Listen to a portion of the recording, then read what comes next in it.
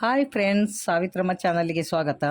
ಇವತ್ತಿನ ವಿಡಿಯೋದಲ್ಲಿ ಬೇಸಿಗೆಯಲ್ಲಿ ದೇಹವನ್ನು ಹೀಟ್ ಜಾಸ್ತಿ ಆಗದಂತೆ ಅದನ್ನು ನೈಸರ್ಗಿಕವಾಗಿ ಹೇಗೆ ಮನೆಯಲ್ಲಿಯೇ ಕಡಿಮೆ ಮಾಡಿಕೊಳ್ಳುವ ಬಗ್ಗೆ ಇವತ್ತಿನ ವಿಡಿಯೋದಲ್ಲಿ ಹೇಳ್ತೀನಿ. ಯಾರು ಸ್ಕಿಪ್ ಮಾಡದೆ ಫುಲ್ ನೋಡಿ, ಹಾಗೂ ಯಾರು ಸಬ್ಸ್ಕ್ರೈಬ್ ಮಾಡಿಲ್ವೋ ಅವರೆಲ್ಲ ಸಬ್ಸ್ಕ್ರೈಬ್ ಮಾಡೋದನ್ನ ಮರಿಬೇಡಿ. ವಾತಾವರಣದ ಅತಿಯಾದ ತಾಪವನ್ನು ದೇಹವು ಬೆವರಿಕೆಯಿಂದ ದೇಹದ ಉಷ್ಣತೆಯು ಹೆಚ್ಚಾಗುತ್ತದೆ. ಇಂಥ ಬಿಸಿಲಿನಲ್ಲಿ ನಾವು ಕೆಲವು ಒಳ್ಳೆಯ ಆಹಾರಗಳನ್ನು ತೆಗೆದುಕೊಳ್ಳಬೇಕಾಗುತ್ತದೆ. ಅದರಲ್ಲಿ ತಂಪಾದ ಪಾನೀಯಗಳ ಮೂಲಕ ಉಷ್ಣತೆಯನ್ನು ನಿಯಂತ್ರಿಸಬಹುದು. ಹೆಚ್ಚು ಬಿಸಿಲಿರುವ ವಾತಾವರಣದಲ್ಲಿ ಎಳನೀರು ನಿಮ್ಮ ದೇಹವನ್ನು ಹೈಡ್ರೇಟ್ ಮಾಡುತ್ತದೆ. ಹೀಗಾಗಿ ತಾಪವನ್ನು ಉತ್ಪಾದಿಸುವ ಎಲೆಕ್ಟ್ರೋಲೈಟ್ಗಳನ್ನು ನೈಸರ್ಗಿಕವಾಗಿ ಸಮತೋಲನಗೊಳಿಸುತ್ತದೆ.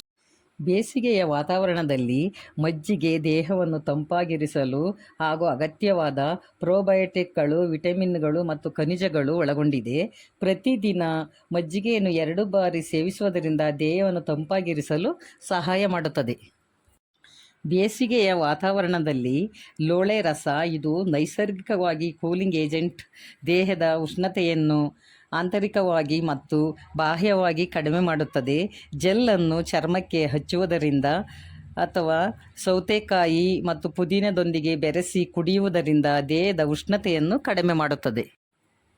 ಬೇಸಿಗೆಯ ವಾತಾವರಣದಲ್ಲಿ ಕಲ್ಲಂಗಡಿ ಹಣ್ಣಿನಲ್ಲಿ ನೀರಿನ ಅಂಶವು 92% ಇರುತ್ತದೆ. ಇದು ದೇಹದ ನಿರ್ಜಲೀಕರಣವನ್ನು ತಡೆಯಲು ಹಾಗೂ ದೇಹವನ್ನು ತಂಪುಗೊಳಿಸಲು ಸಹಾಯ ಮಾಡುತ್ತದೆ. ನಿಯಮಿತವಾಗಿ ಸೇವಿಸುವುದರಿಂದ ನಿಮ್ಮ ದೇಹದ ಉಷ್ಣಾಂಶವನ್ನು ಕಡಿಮೆ ಮಾಡುತ್ತದೆ. ಬೇಸಿಗೆಯ ವಾತಾವರಣದಲ್ಲಿ ನೈಟ್ ಮಲಗುವಾಗ ಬೆಚ್ಚಗಿನ ಹಾಲಿನ ಜೊತೆಗೆ ಏಲಕ್ಕಿ ಮತ್ತು ಒಣಶುಂಠಿಯನ್ನು ಸೇರಿಸಿ ಕುಡಿಯುವುದರಿಂದ ದೇಹದ ಬೆವರುವಿಕೆ ಕಡಿಮೆಯಾಗುತ್ತದೆ, ದೇಹವನ್ನು ತಂಪಾಗಿರಿಸುತ್ತದೆ. ಈ ವಾತಾವರಣದಲ್ಲಿ ಹಸಿರು ಎಲೆ ಸೊಪ್ಪುಗಳಾದ ಪಾಲಕ್, ಮೆಂತ್ಯ ಮತ್ತು ಎಲೆಗಳ ಸೊಪ್ಪುಗಳು ದೇಹಕ್ಕೆ ತೇವಾಂಶವನ್ನು ನೀಡುವುದು ಅಷ್ಟೇ ಅಲ್ಲದೆ ಪೋಷಕಾಂಶಗಳಿಂದ ತುಂಬಿದ್ದು ದೇಹದ ಉಷ್ಣತೆಯನ್ನು ನಿಯಂತ್ರಿಸಲು ಸಹಾಯ ಮಾಡುತ್ತದೆ. ಈ ವಾತಾವರಣದಲ್ಲಿ ಸೌತೆಕಾಯಿ, ಇದು ಕಲ್ಲಂಗಡಿ ಹಣ್ಣಿನಂತೆಯೇ ಸೌತೆಕಾಯಿಯಲ್ಲಿಯೂ ಹೆಚ್ಚಿನ ಪ್ರಮಾಣ ನೀರಿನಂಶದಿಂದ ಕೂಡಿದೆ ಮತ್ತು ಫೈಬರ್ನಿಂದ ಕೂಡಿದೆ. ಇದು ಮಲಬದ್ಧತೆಯನ್ನು ನಿವಾರಿಸಲು ಸಹಾಯ ಮಾಡುತ್ತದೆ ಹಾಗೂ ದೇಹದ ಉಷ್ಣಾಂಶವನ್ನು ಕಡಿಮೆ ಮಾಡುತ್ತದೆ. ಮೊಸರು, ಇದು ಪ್ರೋಟೀನ್ ಹಾಗೂ ಪ್ರೋಬಯೋಟಿಕ್ಗಳ ಉತ್ತಮ ಮೂಲವಾದ ಮೊಸರು ದೇಹವನ್ನು ತಂಪಾಗಿರಿಸಲು ಹಾಗೂ ದೇಹದ ಉಷ್ಣಾಂಶವನ್ನು ತಂಪುಗೊಳಿಸುತ್ತದೆ. ಈರುಳ್ಳಿಯಲ್ಲಿ ಕಾರ್ಟೋಸಿಸ್ ಎಂಬ ಅಂಶ ಸಮೃದ್ಧಿಯಾಗಿ ಇದೆ. ಇದು ಅಲರ್ಜಿ ವಿರೋಧಿಯಾಗಿ ಕಾರ್ಯನಿರ್ವಹಿಸುತ್ತದೆ.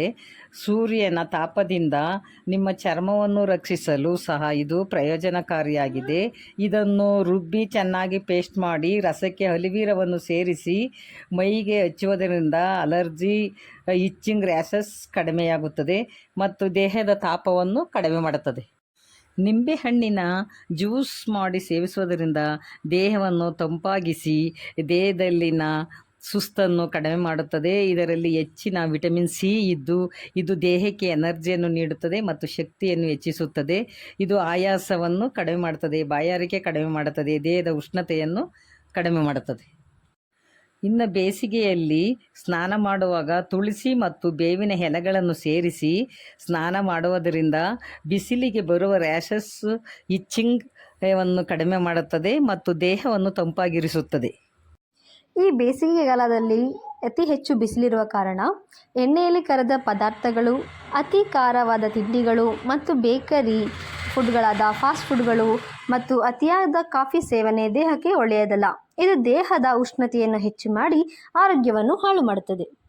ಈ ಬೇಸಿಗೆ ಕಾಲದಲ್ಲಿ ನಾವು ಹೇಳಿರುವ ರೀತಿ ಆಹಾರ ಪದಾರ್ಥಗಳನ್ನು ಫಾಲೋ ಮಾಡೋದ್ರಿಂದಾಗಿ ನಿಮ್ಮ ದೇಹದ ಉಷ್ಣತೆಯನ್ನು ಕಾಪಾಡಿಕೊಳ್ಳಬಹುದು.